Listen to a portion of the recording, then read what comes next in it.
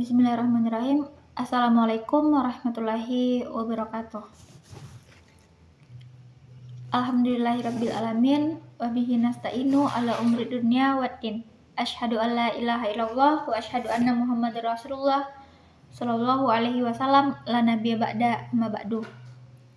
Baiklah, di kesempatan kali ini kita akan membahas mengenai ikhlas.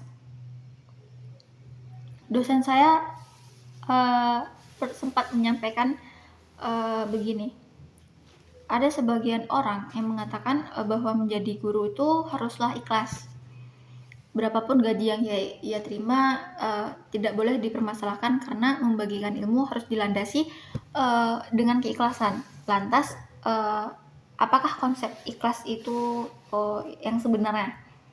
Menurut Muhammad Husnaini dalam buku 80 Perpeling Diri, ikhlas bukan berarti menolak imbalan atas pekerjaan yang telah dilakukan.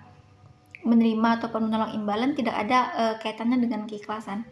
Justru kalau ada orang yang menolak imbalan karena takut disangka tidak ikhlas, maka sejatinya ia tidak ikhlas dalam hal itu. Ikhlas juga bukan memberi sedekah ala kadarnya. Jumlah sedekah yang banyak ataupun sedikit tidak ada hubungannya dengan keikhlasan. Justru kalau ada orang yang menambah jumlah sedekah disebabkan takut dikira tidak ikhlas, maka ia sebenarnya tidak ikhlas. Demikian juga orang yang pasrah menerima nasib yang kurang baik.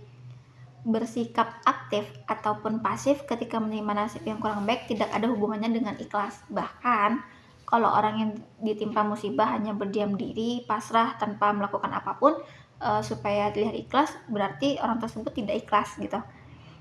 Ikhlas pada hakikatnya itu adalah melakukan sesuatu karena dan untuk Allah Subhanahu wa Ta'ala semata. Apapun motifnya, apapun tujuannya, semua perbuatan harus bermuara kepada Allah Subhanahu wa Ta'ala.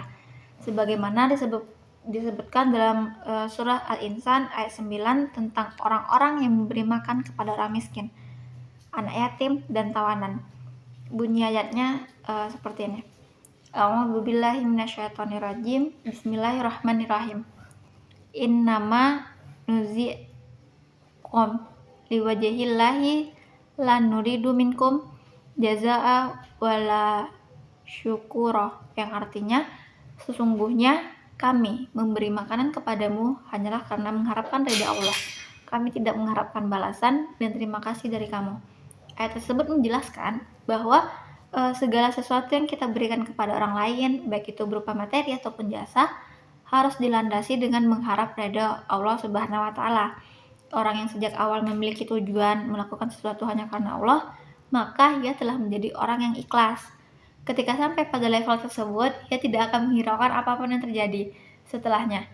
Apakah ia akan mendapatkan balasan dari orang yang ia bantu atau tidak. Kondisi hatinya juga tidak akan berubah-ubah. Hatinya tidak menjadi senang ketika mendapat balasan, tidak juga bersedih ketika ia tidak mendapatkannya. Bahkan dalam ayat di atas sebatas ucapan terima kasih pun tidak diharapkan gitu.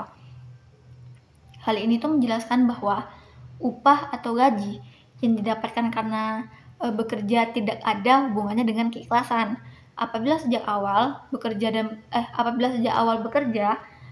dan meniatkan karena Allah, maka ia sudah menjadi orang yang ikhlas. Adapun gaji yang diberikan memang sudah menjadi haknya karena telah mengerahkan waktu, tenaga, dan pikirannya untuk bekerja, sehingga jumlah gaji yang diterima tidak bisa menjadi patokan untuk menilai keikhlasan seseorang.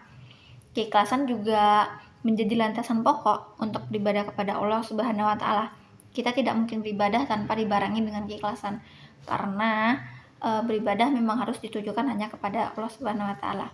Kalau kita beribadah tanpa dibarengi dengan rasa ikhlas, maka harus hati-hati karena bisa terjatuh dalam perbuatan syirik.